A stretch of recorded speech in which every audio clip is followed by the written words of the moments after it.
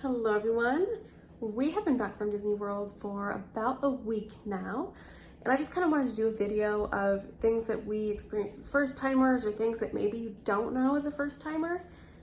I've considered myself a Disney fanatic. I've watched a bunch of YouTubers. I'm like, I got this. I know what we're doing.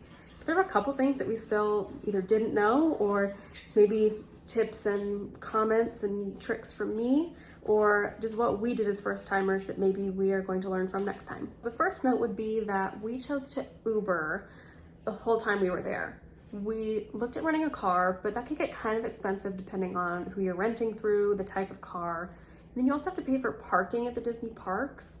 So we thought that this time around, we'll just Uber. It'll make things easier and a little bit of less stress for us since we were first timers. Just so that's one less thing for us to have to worry about. We can just hop in the Uber and go. We don't have to worry about parking. They drop you at the front, which is nice. The next would be a recommendation. We were there for 8 days. Ben and I were at the park for 8 days.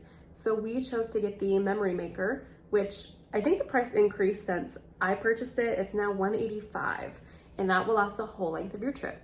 So what the Memory Maker is essentially you get all of your photos from PhotoPass photographers, character meet and greets that have those cameras or photographers, and attractions. You get all of those without the watermark on it. I think it says, Disney PhotoPass or something, or Disney World with the watermark on it. But without that, and with the Memory Maker, you get those photos without the watermark. So that does seem like a hefty price, but to me, having it be my first time, we visited the parks 2 times each minus Animal Kingdom. We did Magic Kingdom 3 times. It was worth it. Having all the ride photos, those are my favorite. But there are so many great PhotoPass spots that we hit a lot of them, but I wish we hit a couple more too. So personally, I think it was worth the money, especially if your trip is that long. It's the whole length of the trip. The next item that kind of goes along with that is obtaining the photos.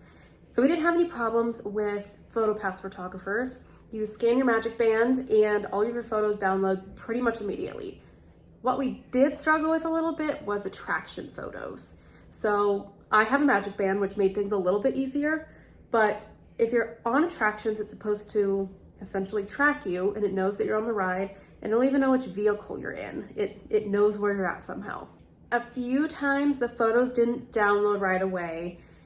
We were told a couple different things by cast members. Some said it'll take up to 48 hours. Some recommended maybe going to the camera locations and getting them downloaded. We heard a couple different things. I wanted to ensure that we had our photos, so if they didn't hit within an hour or two or sometime close to park closing, we went to the front of the park that we were in to go to the camera spots, and you go through the attraction photos, you find which one's yours and click it, and then they download it to your Magic Band. Hollywood Studios, we did have a problem. Everything came through on that end. Magic Kingdom, we did go to, I think it's Town Hall where Mickey and Minnie meet. If you walk in, it's on that right side. Animal Kingdom is up at the front where you rent carts and wheelchairs. That's up at the front over there. And then Epcot is just off to the side of the Spaceship Earth entrance. Next tip we overheard a cast member tell another visitor was for Mickey's Not So Scary Halloween party. People were there during the day for Magic Kingdom, and then they also had tickets to Mickey's Not So Scary. He recommended, they were staying on site, to go back to your hotel, change, take a break at around 4 p.m., which is actually when people for the party start coming in. You get access at 4 p.m. He recommended, though, leaving and then coming back closer to 6 or 7, which, from what we experienced, probably would have been really nice. Like I said in my Mickey's Not So Scary video, we were there all day at Magic Kingdom. Park guests start to leave at 6, and the park closes for them, and our party didn't start till 7. So restaurants were closed because they had to get regular park guests out.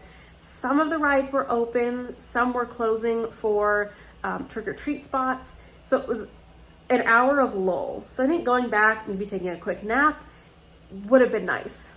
Another item would be, ideally I'd have more money for it next time, but staying on property. I think that would make a huge difference when it comes to transportation and the ease of things. You get early or late access to parks, depending on which park it is and the time of year. And I've just always wanted to stay at a Disney resort. The last thing would be going during the fall. Mickey's Not So Scary Halloween parties start in August for Disney World and go through October. We knew that. We wanted to go to it, so that's why we chose fall. And we've heard that it's one of the slower times of the year. With that being said, double check what night the Mickey's Not So Scary Halloween parties are to make sure that if you want to stay for Happily Ever After, for example, or stay until 10 p.m. on a regular park day, you can. Or if you want to leave at 6 on Mickey's Not So Scary Halloween nights, you could do that also. But looking at wait times on nights that were not Halloween party nights, the waits were very long because everyone wanted to be at the park that day to maximize their time, see Happily Ever After. I don't think it would be worth it personally. We went 2 times to Magic Kingdom on Halloween nights and we didn't stay for the Halloween party. And we got on so many rides because the wait times were short. So I would say go in August or early to mid-September if you're planning to go in the fall. October's been really busy. I'm the kind of person that looks at the wait times even when I'm not at Disney World. But looking the last couple days, every park has been insane with their wait times, especially Magic Kingdom, but Hollywood Studios has been high. So probably stick to August, September, which can be rainy hurricane season, or probably I hear January and February is perfect because that's right after the holidays. Everybody's already gone to the parks, so stick to those times. Another thing would be if you're using the Disney Experience app, that's where you can view all your wait times. Maybe don't believe them. They're fairly accurate, but sometimes the waits would be shorter, or by the time you get to a ride, it might be longer. So just bear with it, take it with a grain of salt. It could change like that. Like Rise of the Resistance was 30 minutes a couple times, and then by the time you get over there, it's closer to 45 or an hour. And then Mickey and Minnie's one time said 45 minutes, and then we get there and there was no outdoor queue, which means the whole queue is indoors, and that's about 20 minutes of a wait. So just, go for it. And then as you heard a couple times watching through my videos, we had quite a few rides break down on us while we were waiting in line. We gave them 20 to 30 minutes each, if that, and they all came back up. So if a ride goes down, you've already waited, you're maybe close to the front, it might be frustrating, you might be tired or hungry, but just bear with it for 15 to 20 minutes. They will get it up so fast. They're not gonna let it go for longer than it needs to. They probably have the same item break down every single time, so they know what to go fix. So just bear with it because you will get on the ride fast. With that comes people that leave the line because they get tired, they don't wanna wait. And then you move closer to the front anyway. So with Mickey and Minnie's, it broke down. We had about 30 minutes to wait or so, but enough people left the line that we had kind of moved up even more. So it was an hour total of waiting outdoor and indoor when it was a 45-minute wait in the first place.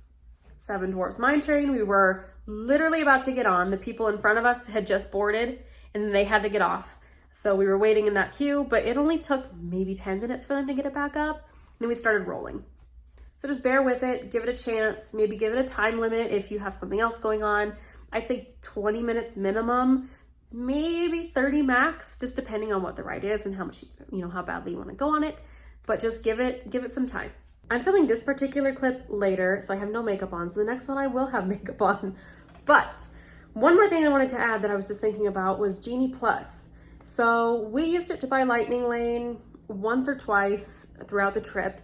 But then Epcot Day 2, we ended up purchasing Genie Plus for the whole day. So we were able to get, first of all, a Guardians boarding group, just waking up and getting in the virtual queue. But we also got a Guardians Lightning Lane on top of it. So we rode it twice in one day. But it also gave us the ability to ride Ratatouille and Frozen Ever After, which are 2 that we really wanted to go on. And without that, we don't know if we would have gone. Frozen Ever After is usually 75 to 90 minutes, and we weren't gonna wait an hour and a half for that. And Remy's usually 90 minutes, maybe 60 at a good time. So we just thought it would be beneficial to go ahead and buy it that day. The prices do vary depending on the park and the day. I think we paid $17 for Epcot per person. So it was one for me, one for Ben. But we did get to go on those 3 rides using Genie Plus. But then a side note is some rides do require additional cash to be able to buy the Lightning Lane for it, but there's plenty of rides that don't require that. So Frozen Ever After and Ratatouille did not, and I think Guardians did require a payment. So Guardians you did have to pay for. It sounds like it ranges from 14 to 17, kind of depending on the day and the demand. So you will have to pay extra for that. So personally, I think if you have a short amount of time, you have maybe a day or two, or it's just really busy, I personally think it's worth purchasing just to have in your back pocket.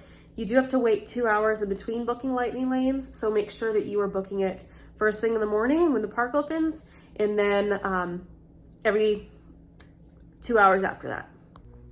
Thank you all for experiencing this Disney World trip with me, and I'll see you in the next video.